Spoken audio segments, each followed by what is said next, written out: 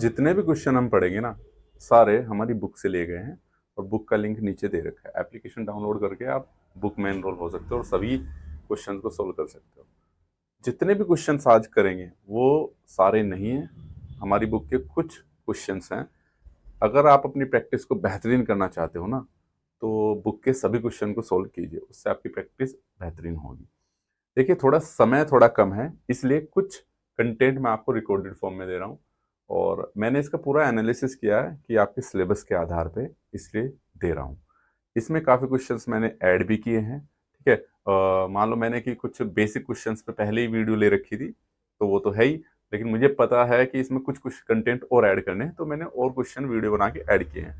Complete video जब आप देखोगे तो आपको पता चलेगा, सेशन आपको बहुत पसंद आएगा कॉन्सेप्ट के साथ, और इसमें सभी डाउट्स क्लियर होंगे आपके इस टॉपिक के हिसाब से। फिर भी आपको कोई कंफ्यूजन होता है, किसी तरह की कोई दिक्कत होती है, तो मुझे मैसेज कर सकते हैं नीचे, कमेंट बॉक्स में छोड़ सकते हैं। किसी एक्सप्लेनेशन में डाउट हो या कुछ लगता है कि आप क्वेश्चन में कुछ गड़बड़ है या डाउट है, तो उसका मैसेज जरूर छोड़ सकते हो। ठीक है, तो चलिए स्टार्ट करते हैं क्लास को।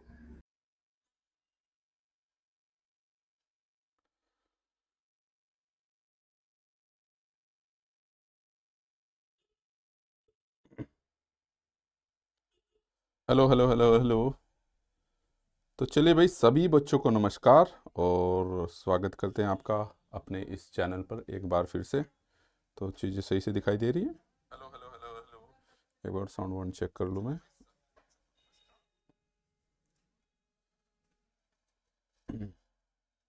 चलिए, तो जो भी बच्चे देख रहे हैं क्लास को लाइक और शेयर ज़रूर करें, और जो बच्चे पहली बार देख रहे हैं वो भी चैनल को ज़रूर सब्सक्राइब कर ले, साथ में टेलीग्राम चैनल ज्वाइन कर ले भाई। ठीक है, तो चलिए, सब ऑल ओके है। चलिए, तो आज का टॉपिक है भाई आपके पास सर्किट ब्रेकर। सबसे पहले मैं बता दूं, देखो सर्किट ब्रेकर में क्या है, बेसिकली थ्योरेटिकल क्वेश्चन आते हैं। ठीक है, ज़्यादा से ज़्यादा आपके पास क्वेश्चन जो न्यूमेरिकल वाला पोर्शन आ जाता है वो मेकिंग करंट और ब्रेकिंग करंट का आ जाता है। अदरवाइज आपको ये याद रखना चाहिए कि कौन से सर्किट ब्रेकर में क्या खास बात है, कौन सा कहाँ पे यूज़ करते हैं, तो इनके एप्लीकेशन से रिलेटेड क्वेश्चन ही आते हैं। ठीक है, तो इसमें मैंने बस जो बहुत इंपॉर्टेंट क्वेश्चन है उन्हीं को कंसिडर किया है, और बाकी के क्वेश्चन आप पीडीएफ से पढ़िएगा। लगभग 230-40 क्वेश्चन के आसपास हैं, तो उसमें सभी क्वेश्चन कवर हो रखे हैं। तो ऐसा इसमें कोई रॉकेट साइंस है नहीं कि जो आपको मुझे समझाना पड़े। ठीक है, बस ये याद रखने वाली चीज़ें हैं इनके टर्म्स में। ठीक है, पहले बता दूं, जो सर्किट ब्रेकर है बेसिकली होता क्या है। सर्किट ब्रेकर नाम से ही पता चला, सर्किट को ब्रेक करने वाला डिवाइस है। जब फॉल्टी कंडीशन आती है तो ये सर्किट को ब्रेक कर देता है। ठीक है, और ब्रेक करता है ऑटोमेटिकली, यानी कि अपने आप ही। ठीक है, तो ये काम इसका रहता है, कहीं पे ओवरलोड हो गया है और कहीं पर आपके पास फॉल्ट आ गया है, तो सर्किट ये ब्रेक कर देता है। इससे क्या रहता है, आपकी ट्रांसमिशन लाइन में क्या है, नुकसान होने से बच जाती है, और इक्विपमेंट भी बच जाते हैं, क्योंकि वही करंट उसमें जाके फ्लो होगी भाई। ठीक है, तो चलिए स्टार्ट करते हैं।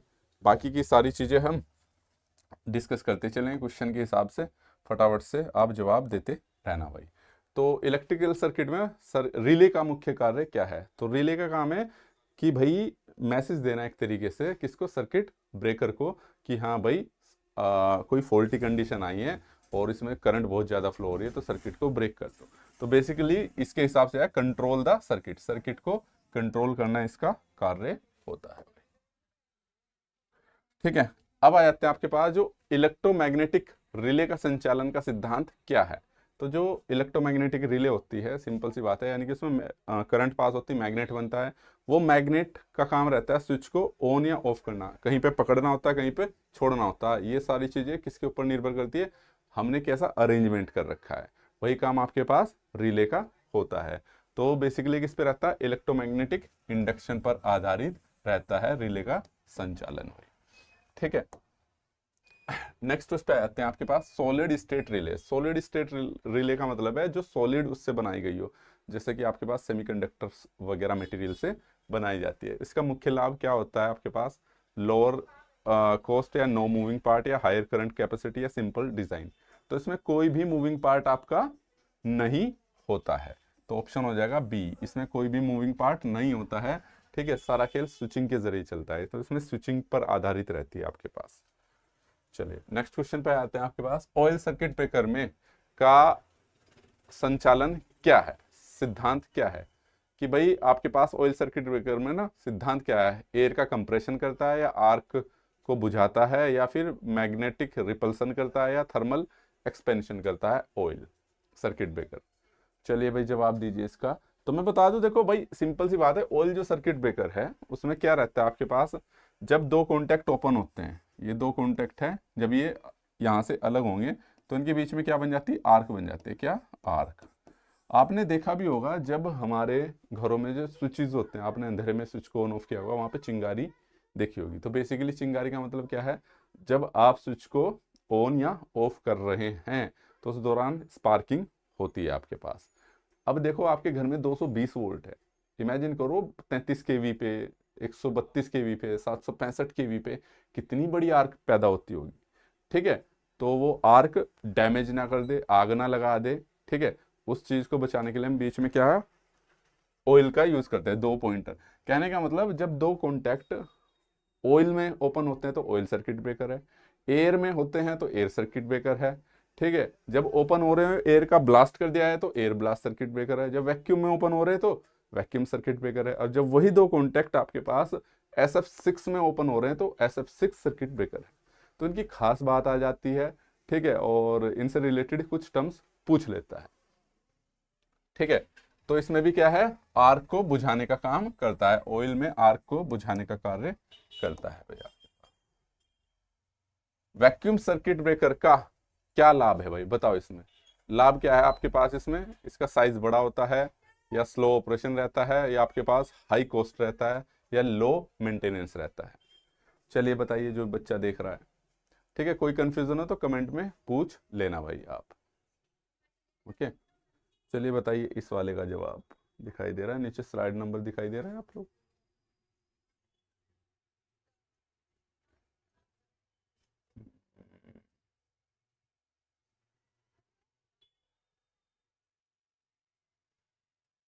बेटा डाउट्स तो हैं आप, लेकिन डाउट्स पूछो, मेरे हिसाब से तो मुझे लगता नहीं है कोई डाउट वाला टॉपिक है। ठीक है, डाउट वाले जो मशीन है, मतलब जिनमें दिमाग लगाना पड़ता है, मैं उन्हें डाउट वाला मानता हूँ।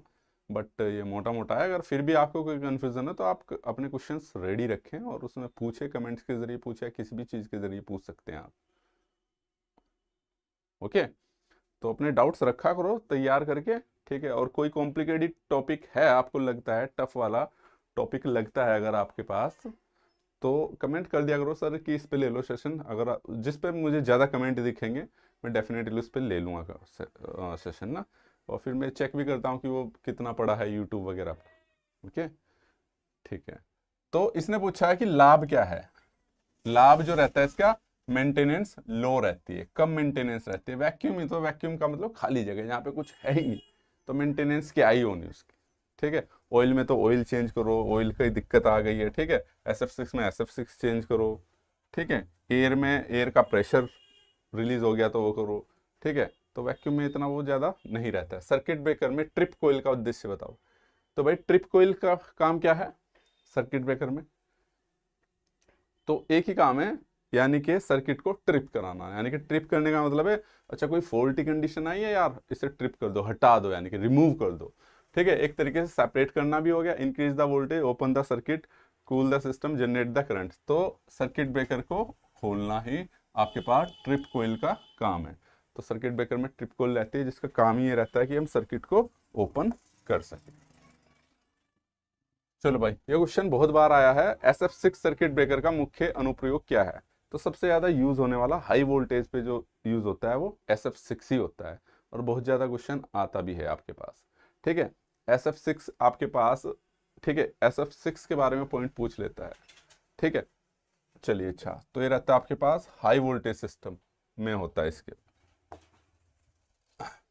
सर्किट ब्रेकर में आर्क बनने का मुख्य कारण क्या है भाई, बताओ?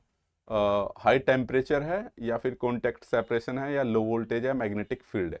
इनमें से बताओ। आर्क यानी कि सर्किट ब्रेकर में जो आर्क बनती है उसका मुख्य कारण क्या है, बताओ? क्वेश्चन का नंबर लिख के बताओगे तो ज्यादा बेटर रहेगा। क्वेश्चन का नंबर तो दिखाई दे रहा है आपको? 8th। चलिए भाई बताओ 8 का बी। ठीक है, कॉन्टेक्ट सेपरेशन, बिल्कुल। और सेपरेशन का कारण क्या है, सिंपल सी बात है भाई, जब भी कॉन्टेक्ट ओपन होता है, मान लो ये दो कॉन्टेक्ट हैं, ठीक है, ये ओपन हो रहे हैं, तो सिंपल सी बात है, डेफिनेटली यहाँ पे भी भाई आपके पास क्या है, जब तक ये क्लोज है तो इससे करंट बह रही है, लेकिन जब ये ओपन हो रहे तो ओपन सर्किट हो गया ना यहाँ पे। ओपन सर्किट होने से क्या हो गया, ओपन सर्किट होने से लेकिन वोल्टेज तो अवेलेबल है यहाँ पे। भाई वोल्टेज, अब मान लो आपके पास यहाँ से आपके पास ये वोल्टेज है, ठीक है, इस तार में ले जाओगे तो यहाँ तक भी तो वोल्टेज है, और कोई चीज़ ओपन होगी तो यानी कि दैट मीन्स यहाँ पे वोल्टेज अवेलेबल है, तो यहाँ पे एक तरीके का पोटेंशियल डिफरेंस क्रिएट हो जाता है। वो पोटेंशियल डिफरेंस वो हो गया तो बीच में क्या है आता है आपके पास, एयर या जो मीडियम, तो ये क्या हो जाता है, आयनाइज्ड हो जाता है। क्या हो जाता है, आयनाइज्ड। ठीक है, और जब ये आयनाइज्ड हो जाती है तो यहाँ पे आर्क पैदा हो जाती है, इसी आर्क को बुझाते हैं हम। ठीक है, तो बेसिकली कॉन्टेक्ट का सेपरेशन रहता है, ठीक है, जिसके कारण जो मेनली क्या है आपके पास आर्क बनने का कारण होता है। ओवर करंट रिले का क्या कार्य है, इसके नाम से ही पता चल रहा है, देखो बता पाओगे। ओवर करंट रिले, जो ओवर करंट रिले है बेसिकली क्या है, जहां पे करंट एक रेटेड करंट से ज्यादा होगा वो आपके पास वो हो जाएगा। सर वॉइस लो है यार, अभी चेक कर लेता हूँ भाई। यार मेरे फोन में तो ठीक दिखाई दे रहा है, सुनाई भी दे रहा है, आपके फोन के स्पीकर में धूल जम गई होगी, या जिस भी चीज से आप देख लो। ठीक है, तो सिंपल सी बात है, अत्यधिक करंट से सुरक्षा करना, ऑप्शन ए इसका राइट आंसर होगा भाई। बुकोज रिले का क्या सिद्धांत है भाई। अब देखो ये कहाँ पे यूज होती है, ट्रांसफार्मर में। ट्रांसफार्मर में कहाँ पे यूज होती है, ये बहुत ज्यादा इससे तो आता ही है क्वेश्चन। ट्रांसफार्मर में ये होती है आपके पास बुकोज रिले, ठीक है, और ये कंजर्वेटर टैंक के बीच में होती है, क्वेश्चन आता है। ठीक है, तो बेसिकली क्या है, फॉल्टी कंडीशंस में यहाँ फॉल्ट होगी तो शॉर्ट सर्किट वगैरह गैसेज बनती है और गैसेज उठती हैं, उनको डिटेक्ट करती है, फिर ये ऑपरेट करती है। तो बेसिकली देखिए जाए तो गैस एक्चुएटेड रिले होती है, गैस प्रेशर रिले बोल सकते हो आप, यानी कि गैस पर ये ऑपरेट होती है। ठीक है,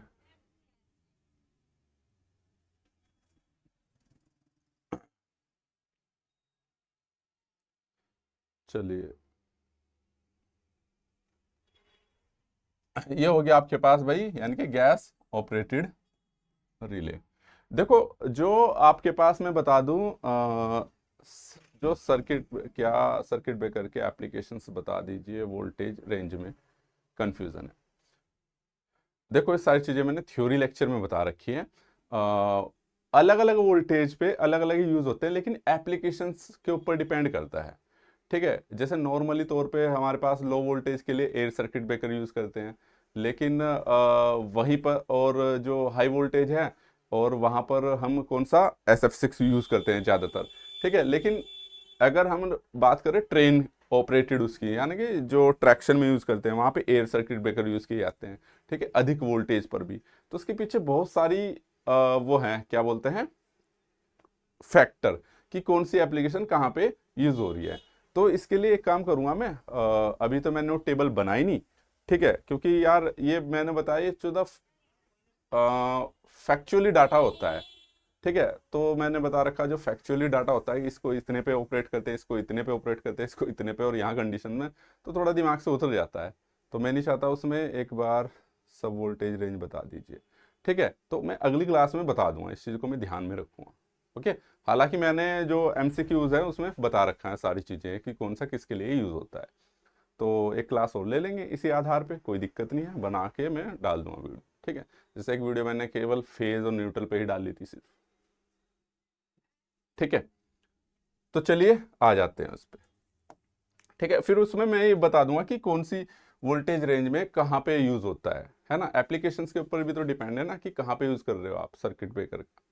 ओके, चलिए अच्छा, रेजिडुअल करंट में सर्किट ब्रेकर का उद्देश्य क्या है।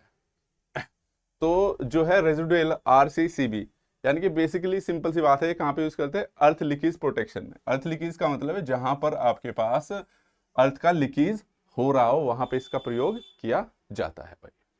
ठीक है, अर्थ लीकेज का मतलब है कि कहीं पे मान लो भाई अर्थ की लीकेज हो रही है, कहीं पे कोई फेज है वो जमीन से टकरा रखा है, कोई भी कारण हो सकता है, दीवार से टकरा रखा, वो भी अर्थ में ही जा रहा है। ठीक है, तो वहां पे इसका यूज करते हैं RCCB का, रेजिडुअल करंट, सर्किट ब्रेकर, इनके फुल फॉर्म भी ज्यादातर आ जाते हैं आपके पास।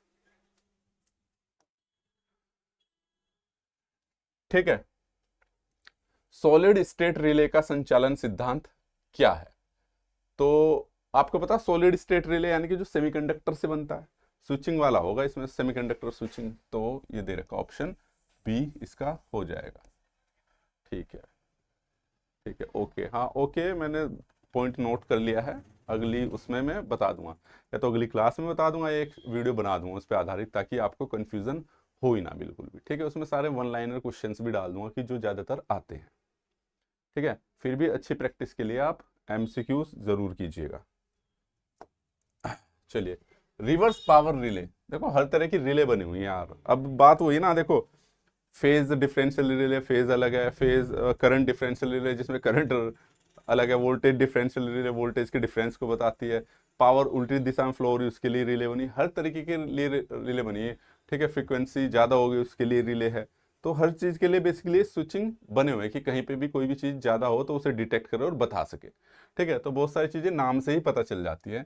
तो रिवर्स पावर रिले का मतलब है जब करंट आपकी उल्टी दिशा में फ्लो होने लग जाए, तो protect against the power reversal, power के उल्टे से सुरक्षा करना। मतलब हम चाहते हैं कि भाई ये मेरे पास सोर्स है और ये मेरे पास क्या है, लोड है, तो यहाँ से पावर इधर से इधर ट्रांसफर हो, इधर से इधर ट्रांसफर ना हो कभी भी। अब आप कहोगे सर लोड से कैसे पावर ट्रांसफर हो सकती है?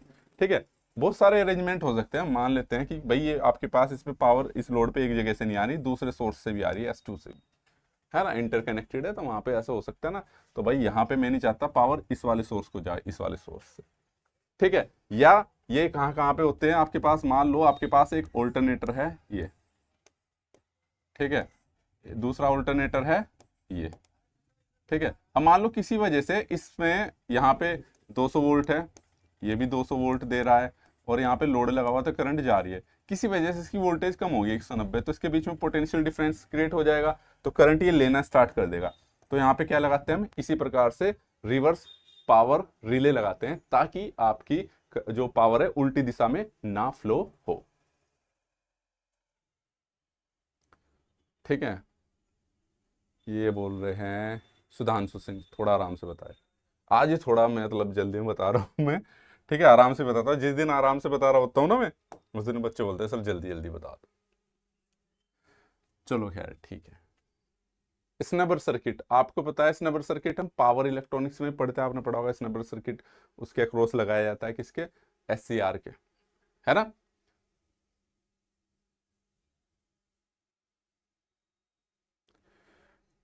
सर एक दिन प्लीज 2-3 मैराथन क्लास करा दीजिए जिसमें सारे चैप्टर से 20-30 क्वेश्चन कर देना। बेटा करा तो दूं मैं आप लोगों की ना, सबसे बड़ी देखो, अभी ली थी मैंने एक मैराथन, किस पे, किसी टॉपिक पे ली थी शायद मैंने, स्टेबलाइजर वगैरह पे। आप लोग ज़्यादा देखते नहीं हो, तो और जैसे आपने बोल दिया तो मैं चलो करा दूं, लेकिन फिर जब बच्चे ज़्यादा नहीं देखते हैं तो फिर मेरे को भी लगता है यार, क्योंकि मैराथन 20-30 बनाने का मतलब है कम से कम 100 क्वेश्चन मेरे को लेने पड़ेंगे। 100 क्वेश्चन को बनाने में भी, PPT बनाने में मेरे को बहुत समय लगता है, 3-4 घंटे तो लगेंगे कम से कम।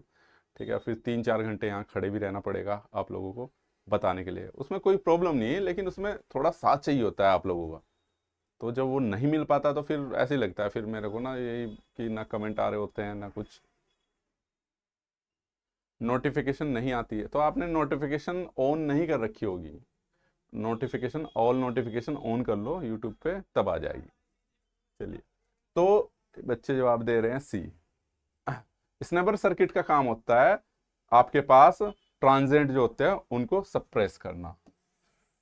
ठीक है, उनको सप्रेस करना होता है भाई, ये सप्रेस करने का मतलब दबा देना। जो ट्रांजिएंट हो, यानी कि ट्रांजिएंट क्या होते हैं आपके पास, भाई कहीं पे लोड आया तो उसकी वजह से जो स्पाइक्स आ गए हैं उनको ही ट्रांजिएंट बोलते हैं। ओके, चलिए अच्छा, प्रतिबाधा रिले, इंपिडेंस रिले, शॉर्ट में लॉन्ग में, ये क्वेश्चन बहुत आता है भाई, बहुत वेरी वेरी इंपॉर्टेंट है, याद कर लो। बताओ इसे कैसे याद करोगे, अपने अपने कोड बना लो। जैसे मैंने क्या बना रखा है, मैं तो भाई ये रटनी पड़ती कौन सी रिले कहाँ पे, इनके एप्लीकेशन और वो पढ़ोगे तो जो वर्किंग प्रिंसिपल है वो आते तो है नहीं। ठीक है,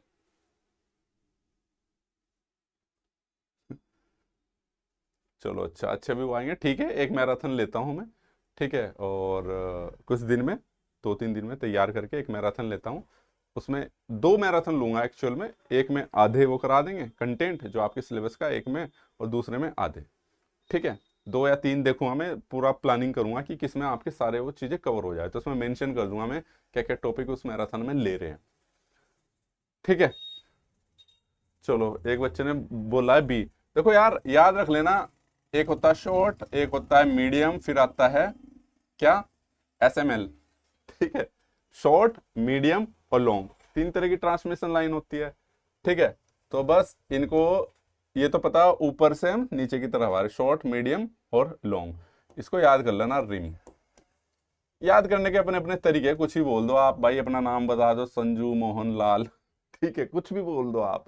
ठीक है, इससे अपना नाम बता दो, कुछ भी एक कहानी बना लो। ये याद करने के तरीके होते हैं बस। ठीक है, तो मुझे बता, शॉर्ट ट्रांसमिशन के लिए आर से रिएक्टेंस रिले, ठीक है, मीडियम के लिए आपके पास इम्पीडेंस रिले, और लॉन्ग ट्रांसमिशन के लिए आपके मोह रिले, ये यूज होती है। और इन तीनों से एक आता ही आता है आपके पास भाई, इससे बहुत इंपॉर्टेंट आता है, तो याद कर लेना तरीका आपका जो भी हो, भूलो ना बस आप। एसएमएल कुछ भी कोड बना लो आप, है ना, कुछ भी बना सकते हो, है ना, जैसे कि इसी का बना लो, सलम मेरा लोफर। कुछ भी बना लो यार, ये बनाने के तरीके होते हैं बस, इससे दिमाग में छप जाते हैं। अब इसमें आप, क्योंकि कुछ दिन बाद हम भी भूल जाते हैं, आप भी भूल जाओगे। चलिए अच्छा, तो किसके लिए पूछा है इसने, इम्पीडेंस रिले। इम्पीडेंस रिले होती है आपके पास मीडियम के, तो ऑप्शन सी हो जाएगा। ये इम्पीडेंस है, ये रिएक्टेंस रिले, ये इम्पीडेंस रिले, ये मोह रिले, ये short transmission line, medium transmission line, long transmission line. Okay, चलिए अच्छा, समझ गए भाई। अब इसमें कोई रॉकेट साइंस है नहीं कि मैं आपको समझाऊँ ऐसा क्यों होता है, ये होता है वो होता है, क्योंकि उनकी डिजाइनिंग इस तरीके से की जाती है ना। लॉन्ग ट्रांसमिशन लाइन के अलग पैरामीटर रहते हैं कि इतने किलोमीटर की होनी चाहिए, उस पर इतनी वोल्टेज होनी चाहिए, है ना, तो और इतनी करंट जानी चाहिए उसमें। ऐसे मीडियम के लिए है, ऐसे ही उसके लिए आपके पास। एक सर्किट ब्रेकर का कार्य बताओ क्या है, डिटेक्शन करना है, या सर्किट को इंटरप्ट करना है, या डिटेक्शन और इंटरप्शन दोनों हैं, या फिर नन ऑफ दीज है, इनमें से कोई नहीं है। जल्दी बताइए। ठीक है, अगली क्लासेस में मैराथन ही रखूंगा 2-3, भले ही हफ्ते में 2 या 3 रखूं, लेकिन उसमें सभी वो कवर करा दूंगा आप लोगों को। चलिए अच्छा, 16 का सी। देखो गड़बड़ कर रहे हो तुम, सर्किट ब्रेकर का काम क्या है, सर्किट को ब्रेक करना। ये काम वो पता लगाना सर्किट ब्रेकर का काम नहीं, ये तो रिले का है। रिले की डिजाइनिंग इस तरीके से रहती है कि अच्छा, ये 1 एम्पीयर की करंट की जगह 1.2 हुई, तो उसमें ज़्यादा मैग्नेटिक फील्ड बनेगा, वो फिर स्विचिंग कर जाता है। तो डिटेक्ट करना आपका रिले का काम है, सिर्फ और सिर्फ आपका जो ये है सर्किट ब्रेकर, ये इंटरप्शन का काम करता है, यानी कि बाधा पैदा करता है या सर्किट में रुकावट कर देता है, ओपन। ठीक है, चलिए अच्छा, तो हो जाएगा बी।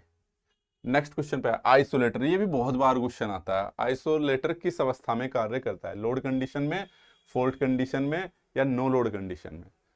यहीं से एक सवाल बनता है, सर्किट ब्रेकर। सर्किट ब्रेकर सभी कंडीशन में काम कर सकता है, लेकिन आइसोलेटर केवल तभी काम करेगा, बताओ कब करेगा, बताओ जल्दी से। सी। ठीक है, तो ये करता है आपके पास नो करंट कंडीशन में, आइसोलेटर केवल। आइसोलेटर आपका तभी ऑपरेट होगा, याद रखना, ऑपरेट करने की बात करिए इसमें, यानी कि मान लो आपको पता है कि ये ट्रांसफॉर्मर है, ठीक है, और यहाँ पे फिर आपके पास क्या है, ये आइसोलेटर लगे रहते हैं, फिर सर्किट ब्रेकर लगे रहते हैं। तो सर्किट ब्रेकर का यूज करके फिर लाइन जारी होती है, हम इसको नो लोड हटा देते हैं, देन ये काम करता है आपके पास। नो लोड कंडीशन में ही ये काम करेगा, अदरवाइज काम नहीं करता है। ठीक है, बहुत ज्यादा आता है आपके पास। ठीक है, ये एक तरीके से सेफ्टी के एक फीचर्स को और एनहेंस कर देता, बढ़ा देता है, ताकि कोई भी दुर्घटना होने के चांसेस ना हो, लेकिन इसके बावजूद भी हो जाते हैं, है ना, लापरवाही के कारण।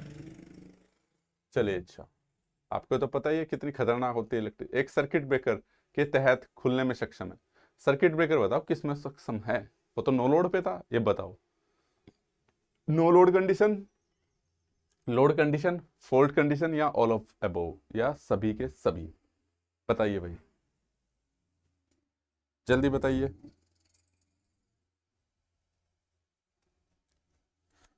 चलो ये सभी कंडीशंस में ऑपरेट हो जाता है, चाहे क्योंकि भाई इसको, और दूसरा ये क्या मैनुअली और ऑटोमेटिक दोनों तरीके से ऑपरेट हो जाता है। मैनुअली का मतलब आप खुद भी कर सकते हो, फॉल्टी कंडीशन में ऑटोमेटिक रहता है, बाकी और कंडीशन में आपको जबरदस्ती हटाना है, चाहे लोड की कंडीशन में हो चाहे विदाउट लोड की कंडीशन में हो, किसी भी कंडीशन में मैनुअली हटाना है तो आप हटा सकते हो।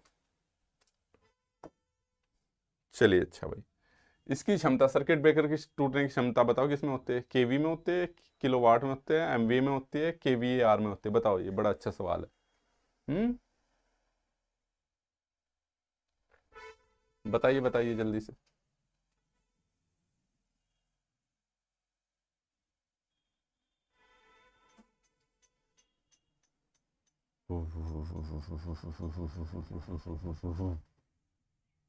बताओ भाई जल्दी, जो बच्चा देख रहा। अच्छा देखो, एक बात सोचने की है, हमें पता है ये किलो वोल्ट है, ये किलो वाट है, किलो वाट का मतलब इसमें पावर फैक्टर कंसिडर हो जाता है, ये एमवीए है, ये केवीआर रिएक्टिव पावर है, इसको तो भूल जाओ, ऊपर के तीन बचते हैं।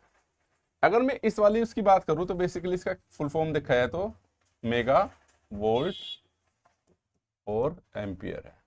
अगर हम पूरे सिस्टम की बात कर रहे हैं ना, वोल्टेज लगभग कांस्टेंट रहती है। कांस्टेंट का मतलब आपको वो ये नहीं, मान लो मुझे पता है ट्रांसमिशन लाइन 11 केवी पे जनरेट हो रही है, तो वहाँ पे 11 केवी है, फिर 132 केवी, तो लाइन में 132 केवी है मान के चलते हैं, ठीक है। केवीए एंड एमवीए, बिल्कुल ठीक है। तो घुमा फिरा के सारी चीजें एम्पियर पे आ जाती है हमारे पास, क्योंकि ये तो फिक्स रहती है, एम्पियर आपके लोड के हिसाब से चेंज होती रहती है। एमवी जो एम्पियर है आपके पास वो चेंज होती रहती है। कायदे से देखा जाए तो आपके पास, टेक्निकली देखा जाए तो भाई करंट वो कब ओपन होगा आपके पास, सर्किट सर्किट तब ओपन होगा जब आपकी करंट रेटेड करंट से ज़्यादा होगी, ठीक है। कायदे से देखा जाए तो वो एम्पियर को ही डिटेक्ट करता है, ठीक है। लेकिन इसको हम किसमें बोल देते हैं, एमवीए में बोलते हैं, क्योंकि मेगा वोल्ट और यहाँ पे एम्पियर आ गया। किलोवाट में हमारा पावर फैक्टर कंसिडर हो जाता है, इसमें एम्पियर का कोई लेना देना है ही नहीं, ये ओपन सर्किट पे भी अलग रहती है, ठीक है। और अगर यहाँ पे वोल्टेज कम हो रही है क्योंकि शॉर्ट सर्किट हो रहा है, तो आपके पास एम्पियर रेंज तो बढ़ेगी, तो इस वजह से एमवीए वो रखा जाता है आपके पास, ठीक है। ट्रांसफॉर्मर की, ऑल्टरनेटर की, इन सब की रेटिंग केवीए में ही होती है या एमवीए में होती है भाई। जब सर्किट ब्रेकर गलती की स्थिति में संचालित होता है तो सबसे बड़ा शोर किस में होता है भाई, ठीक है। अंडर द फॉल्ट कंडीशन, बताओ किस पे होता है, बताइए बताइए, कौन बच्चा बताएगा इसका जवाब। राम राम सर जी, राम राम भाई।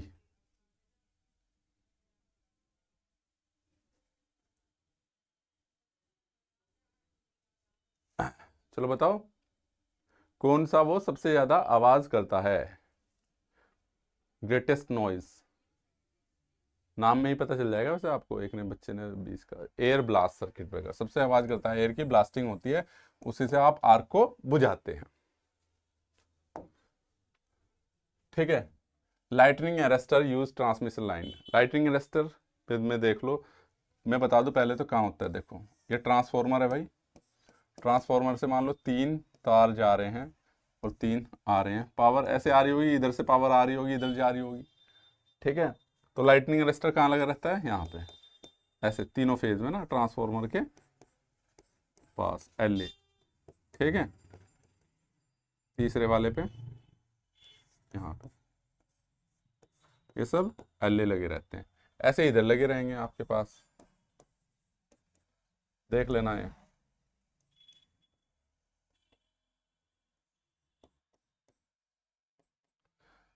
ठीक है। तो अगर पूछ ले 3 फेज ट्रांसफार्मर में कितने लाइटनिंग अरेस्टर लगेंगे, तो आपके पास 6 लगेंगे, 3 इधर 3 इधर। इधर क्यों लगा रहे हैं, इमेजिन करो, लाइटनिंग अरेस्टर का मतलब है लाइट को अरेस्ट करने वाला, ऊपर से बिजली गिरी इस वाली लाइन पे, तो ये कहाँ जाएगी भाई आपके पास, सिंपल सी बात है, ये जाएगी आपके पास या तो इधर जाएगी या इधर जाएगी, दो चीज है।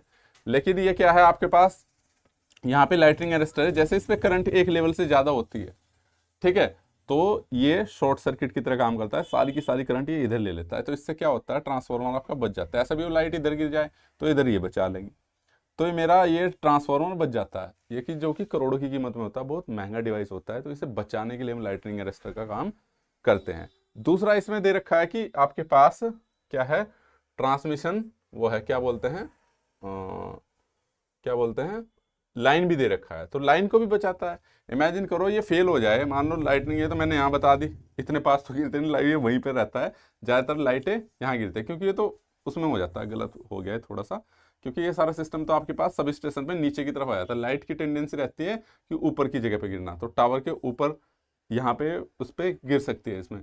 तो इसमें क्या होगा, अगर मेरे पास ये काम नहीं करेगा तो इससे वो ये करंट पूरी बिजली फ्लो होगी, और ये इतनी करंट रेटेड के लिए नहीं बनी है, तो इस केस में इसमें I²R लॉसेज बहुत ज़्यादा होंगे, ठीक है, और ये हीट होके जल सकती है। तो बेसिकली देखा जाए तो दोनों की ही प्रोटेक्शन के लिए होता है, तो इसलिए option C both of these लगाएंगे। क्लियर है, ठीक है। लेकिन अगर लाइन नहीं दे रखा है वहां पे तो देन ट्रांसफॉर्मर। लेकिन अगर आपके पास ये बोथ ऑफ दीज ना हो के, तो लाइन हो या ट्रांसफॉर्मर हो, इन दो में से एक चुनना हो, तो देन आप ट्रांसफॉर्मर की तरफ जाएंगे। ठीक है, मैंने बता दिया आपको किस कंडीशन में क्या क्या होगा, ठीक है, क्योंकि महंगा डिवाइस यही रहता है आपके पास। अब मान लो लाइट गिरेगी, ऐसा तो है नहीं तीनों पे गिर गई है ना, एक पे गिरेगी तो एक तार बदलना पड़ेगा, लेकिन मेनली सेफ्टी किसका है, ट्रांसफॉर्मर का। तो डिपेंड करता है हमें कैसे उसने जवाब दे रखे हैं, कैसे सवाल दे रखे हैं, और क्या हमें जवाब देना है किस कंडीशन में, ऑप्शन के ऊपर बात है। करंट चॉपिंग आपके पास, ठीक है, जो रहती है आपको पता है बहुत ज्यादा है आपके पास, ये एयर सर्किट ब्रेकर में रहती है, एयर ब्लास्ट सर्किट ब्रेकर में, ठीक है। ये आते हैं आपके यहाँ making capacity of a circuit breaker is equal to.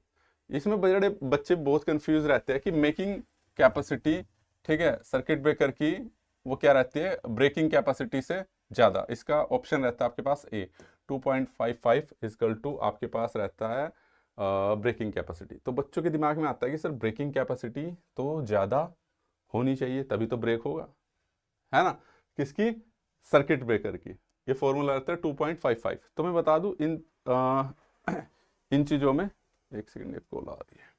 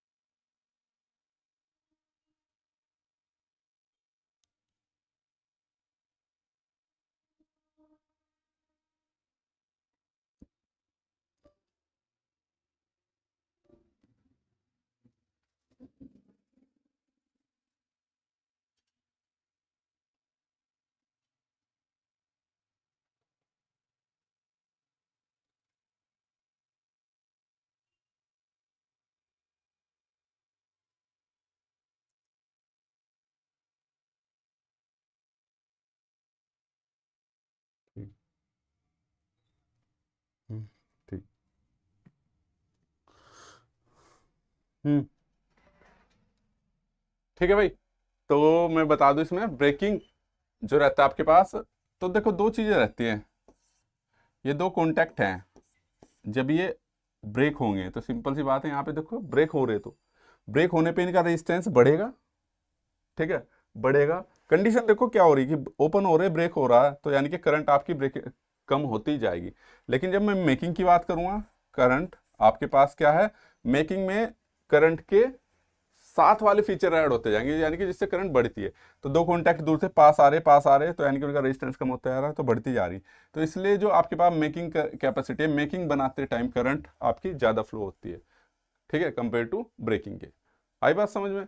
तो मेकिंग कैपेसिटी हम ज़्यादा ही रखते हैं किसके कंपैरिजन, ब्रेकिंग कैपेसिटी के रिस्पेक्ट में, ठीक है। कोई दिक्कत? करंट चॉपिंग क्या होती है, पढ़ लेते थ्योरी लेक्चर, तो आप पूछते ना मुझसे। सिंपल सी बात है, चॉपिंग का मतलब तो समझता आप, काटना, वही। तो करंट चॉपिंग का मतलब करंट को काटना। तो क्या होता है, आपके पास बहुत सारे लोड रहते हैं इंडक्टिव वगैरह, तो उसमें करंट जीरो नहीं होती, तो करंट जीरो होने से पहले ही हम उसे बीच में से काट देते हैं बेसिकली, यानी कि करंट को जीरो पे पहुंचे, ठीक है, क्योंकि लोड इंडक्टिव रहता है तो करंट पीछे चलती रहती है, तो उससे पहले हम उसको ब्रेक कर देते हैं। इसी चीज को हम करंट चॉपिंग बोल देते हैं, बेसिकली करंट को काटना जीरो पे पहुंचने से पहले ही, ठीक है, यही करंट चॉपिंग कहती है बेसिकली। सर अगर इम्पीडेंस ज़्यादा है तो करंट कम होगा, बिल्कुल होगा, क्योंकि impedance is equal to V upon K Z रहता है। तो इम्पीडेंस ज़्यादा है तो करंट तो कम रहेगा ही रहेगा, इसमें कोई दिक्कत है ही नहीं भाई।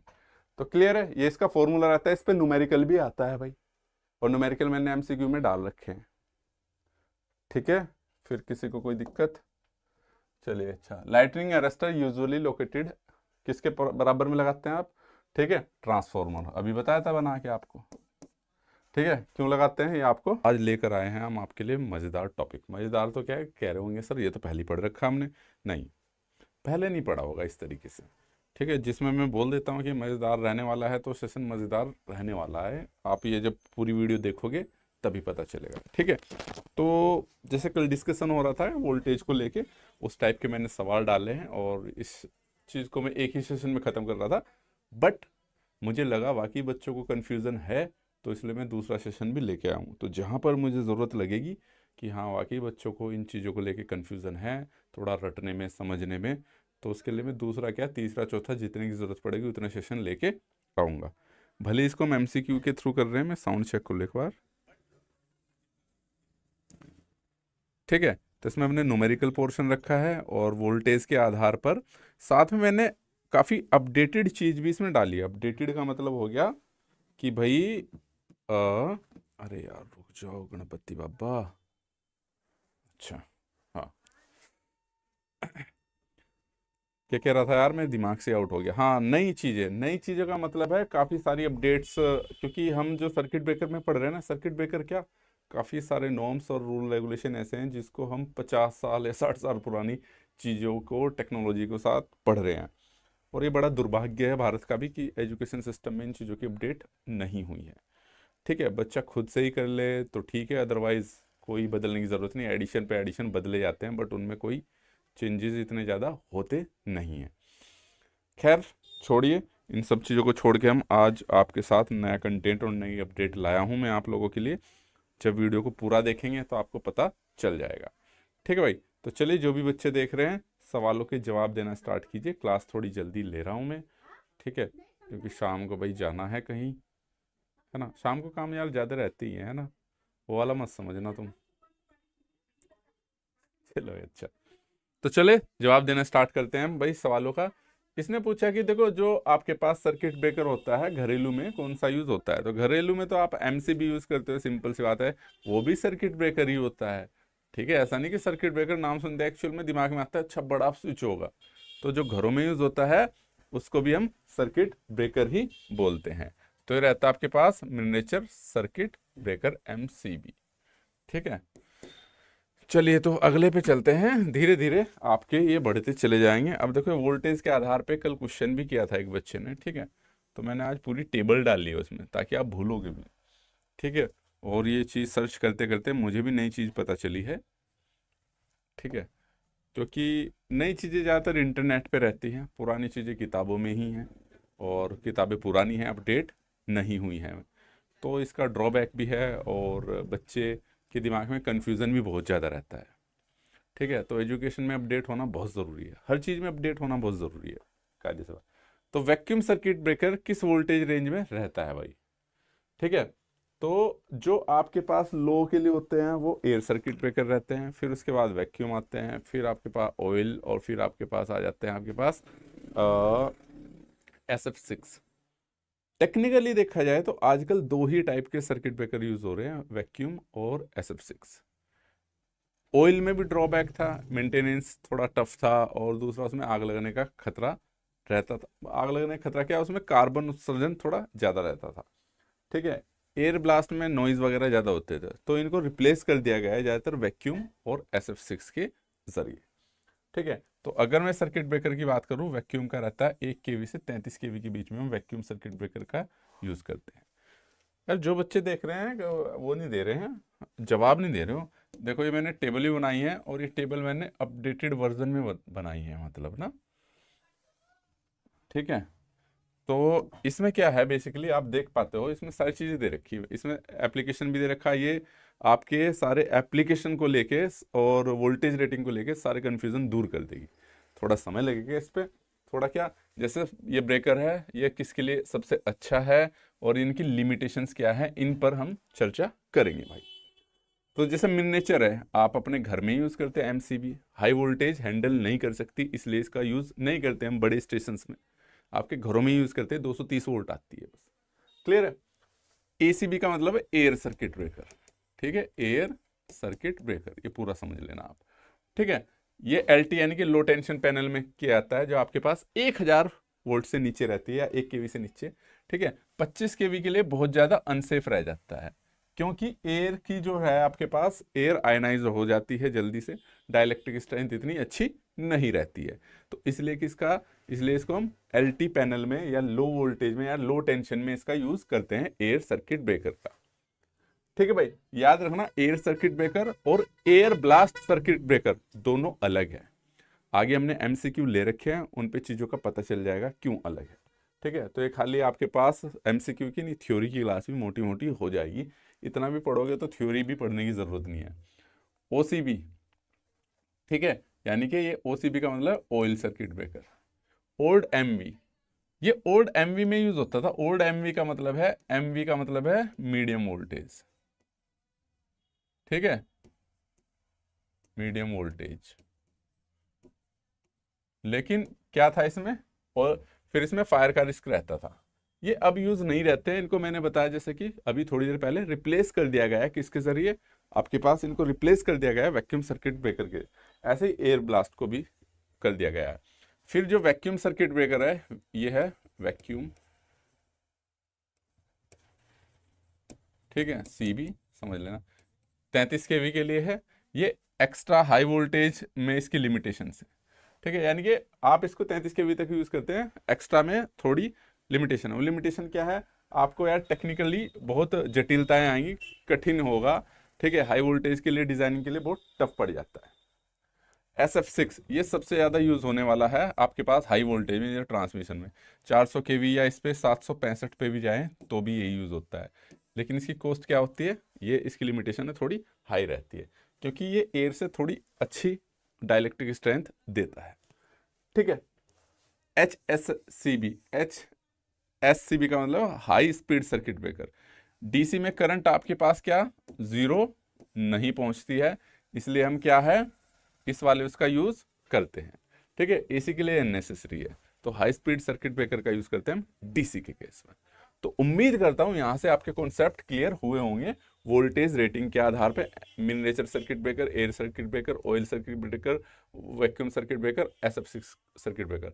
ऑयल सर्किट ब्रेकर और एयर ब्लास्ट सर्किट ब्रेकर देखा जाए तो पहले आपके पास यूज किए जाते थे, लेकिन आजकल इनको रिप्लेस कर दिया गया है किसके जरिए, SF6 के जरिए और वैक्यूम के जरिए, ठीक है भाई, ज्यादातर जगह पर, ठीक है, ज्यादातर वैक्यूम के जरिए किया गया है, क्योंकि मीडियम उसमें वही यूज होते थे आपके पास।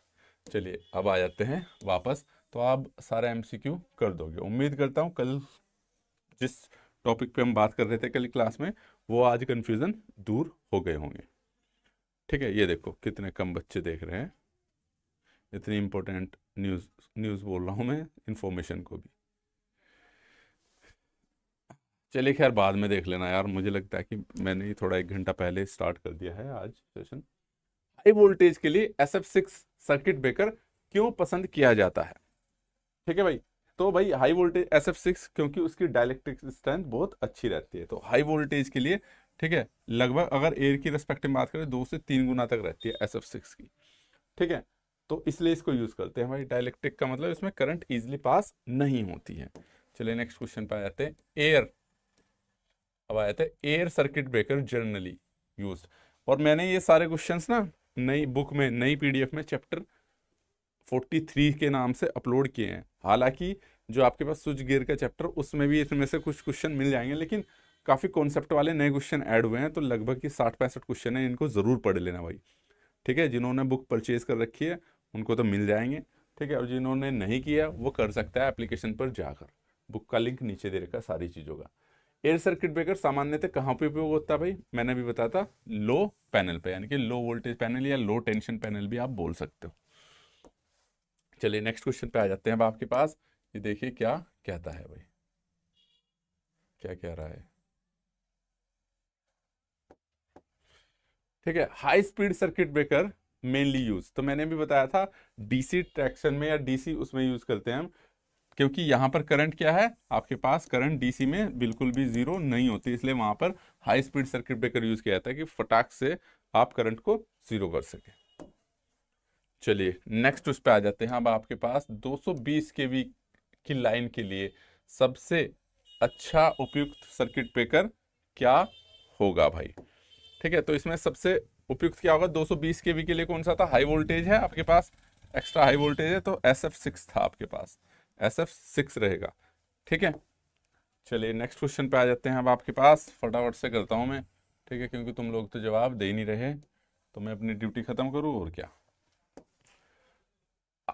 आजकल सर्किट ब्रेकर का सामान्यतः उपयोग कम होता है, ऑयल सर्किट ब्रेकर का। क्यों कम होता है भाई? क्यों कम होता है? क्योंकि इसमें फायर रिस्क और मेंटेनेंस अधिक रहती है। ऑप्शन इसका सी हो जाएगा भाई। चलिए नेक्स्ट क्वेश्चन पे आ जाते हैं। अब आपके पास नेक्स्ट क्वेश्चन देखिए क्या कहता है।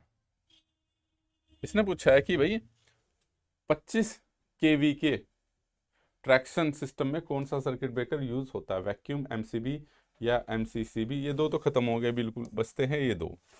ठीक है, तो पहले तो भाई एयर यूज होता था। पहले क्या यूज होता था? Air circuit breaker. लेकिन आजकल कौन सा हो रहा है? वैक्यूम सर्किट ब्रेकर ने इनको रिप्लेस कर दिया है। ठीक है, कहाँ गए तुम सारे के सारे यार? इतनों में से एक भी नहीं देख रहा है आज। चलो भाई,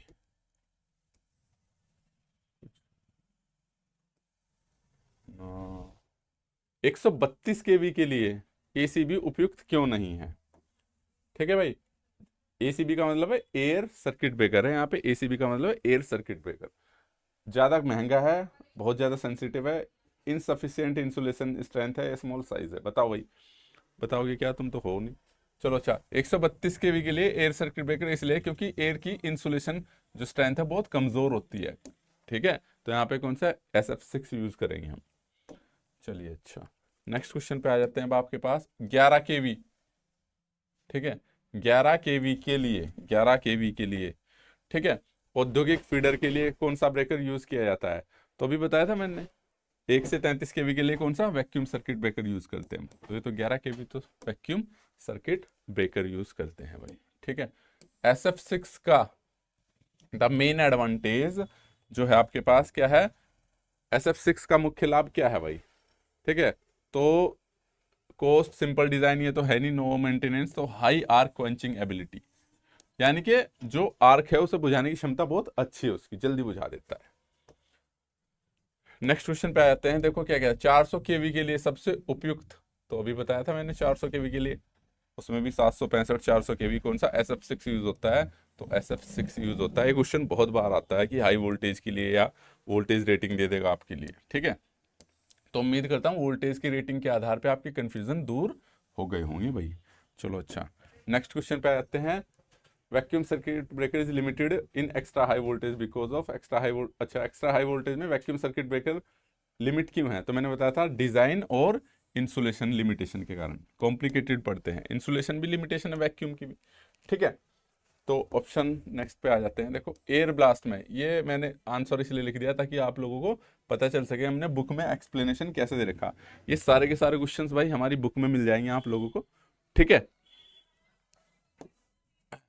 चलो एयर ब्लास्ट सर्किट ब्रेकर कैसे बुझता है?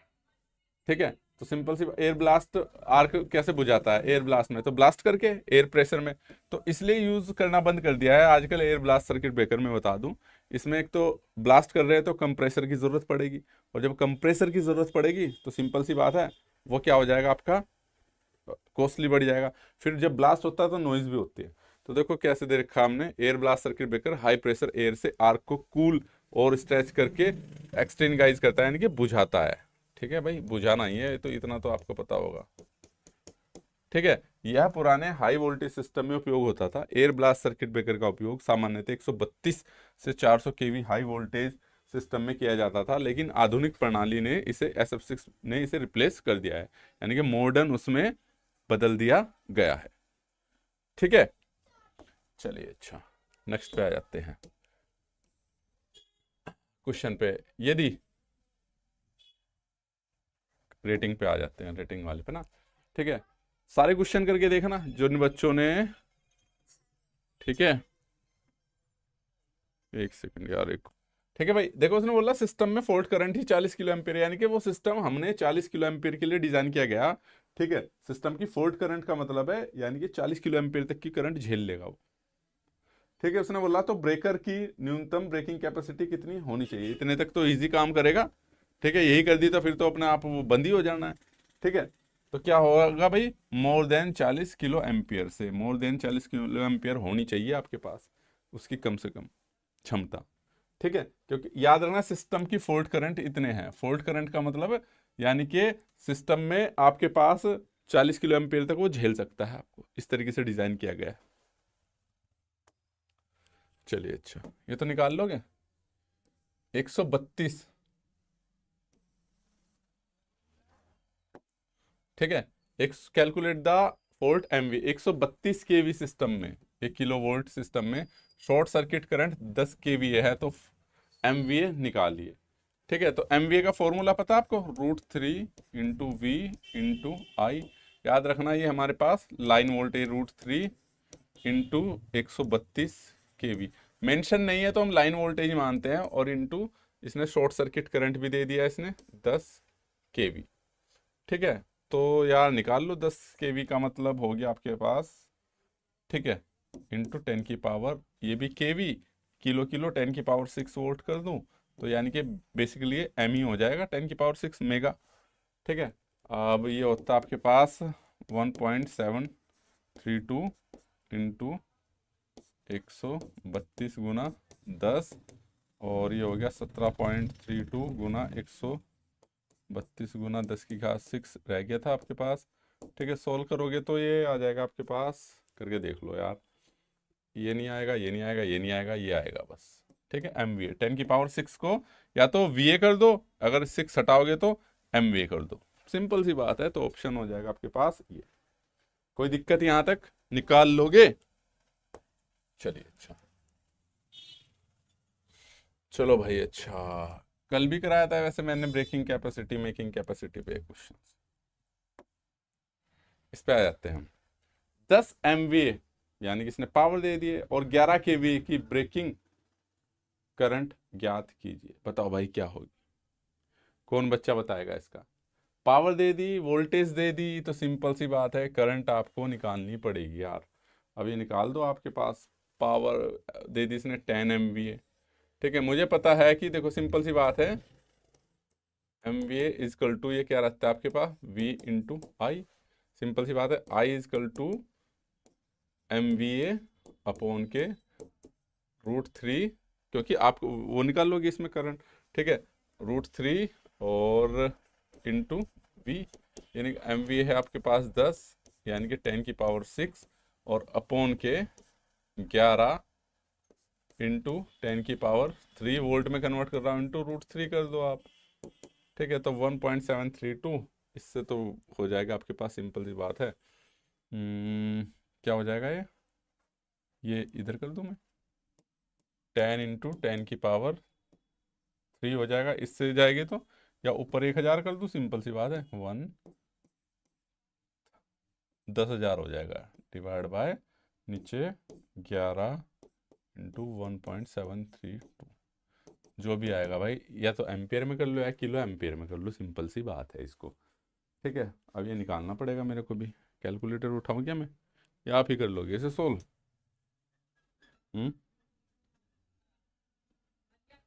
ये हो गया आपके पास, चलो चलो मितवा, 10,000 डिवाइड बाय 1.732। ठीक है, और फिर डिवाइड बाय 11। पॉइंट ये आ रहा है आपके पास 524 एम्पियर। ठीक है भाई, 524 एम्पियर का मतलब हो गया, या 500.525 किलो एम्पियर। क्लियर है, ये भी आप कर सकते हो। ठीक है, चलो इस सवाल का जवाब दो अब, क्या कह रहा है ये कौन सी भविष्यवाणी कर रहा है भाई, ये देखो बताओ जल्दी से।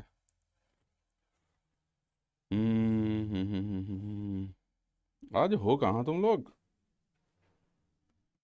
तुमने तो यार सारा, मैं तो इतने अच्छे अच्छे सवाल लाया था आप लोगों के लिए हैं। चलिए खैर, इसने पूछा है कि सुरक्षित संचालन के लिए, यानी कि ऑपरेशन के लिए पोर्ट करंट कैसी होनी चाहिए। तो भाई अब देखो, सुरक्षित ऑपरेशन के लिए ब्रेकिंग कैपेसिटी क्या है जिसपे वो ब्रेक हो जा रहा है, तो उससे तो लेस होनी चाहिए, सिंपल सी बात है। तो आपके पास क्या, सुरक्षित संचालन के लिए पूछा उसने, यानी कि जिसमें कोई दिक्कत ना हो ब्रेकिंग कैपेसिटी से, करंट कैसी होनी चाहिए, तो कम होनी चाहिए भाई।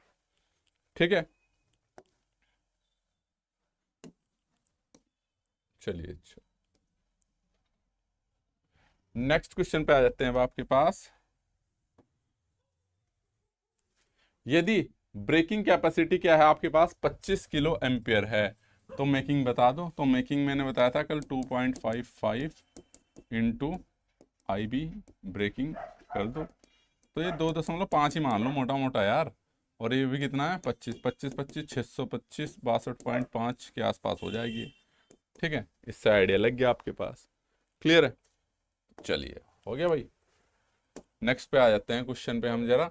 ठीक है, ये देखिए क्या कहता है। इसने बोला कि करंट जीरो होने की स्थिति के तुरंत बाद संपर्कों पर आने वाली वोल्टेज को क्या कहते हैं, बताओ भाई। तो करंट जीरो, देखो ये डायग्राम है इसमें, ठीक है।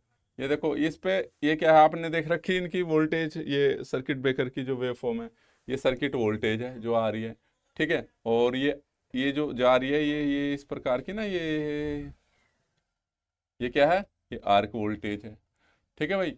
और ये वाली जो करंट है, ये आपके पास शॉर्ट सर्किट करंट है, ये वाली, ठीक है। तो इनमें टर्म्स है, ये करंट जीरो इंस्टेंट है आपके पास, यहाँ पे करंट जीरो हो रही। तो सिंपल सी बात है, ये आपके पास शॉर्ट सर्किट करंट की हुए फॉर्म है, ठीक है। तो इसने बोला करंट जीरो होने के तुरंत बाद संपर्क पर अप्लाई वोल्टेज, तो यहाँ पे जो वोल्टेज अप्लाई हो रही है इसको क्या बोलते हैं आपके पास, एक्टिव रिकवरी वोल्टेज। तो क्या होगी, एक्टिव रिकवरी वोल्टेज कहते हैं भाई। क्लियर है भाई। चलिए अब देखो भाई, सेम वही क्वेश्चन है, इसी से रिलेटेड है, ठीक है। ये मैंने थ्योरी लेक्चर्स में बता रखे हैं आप लोगों को सब कोर्स के अंदर, ओके, बढ़िया तरीके से बता रखे हैं। एक्टिव रिकवरी वोल्टेज किससे संबंधित है, लोड वोल्टेज, सिस्टम वोल्टेज। तो सिंपल सी बात है, सिस्टम वोल्टेज से कैसे क्यों है, ये देख लेते हैं जरा। भाई ये यहाँ पे क्या है वोल्टेज आपके पास, ये सर्किट वोल्टेज ही तो, और यहाँ पे जो वोल्टेज जीरो पे जो वोल्टेज हो रही है, इसी को हमने क्या बोलते हैं, एक्टिव रिकवरी वोल्टेज। तो बेसिकली सर्किट वोल्टेज है, तो सिस्टम की वोल्टेज ही होगी आपके पास, क्लियर है।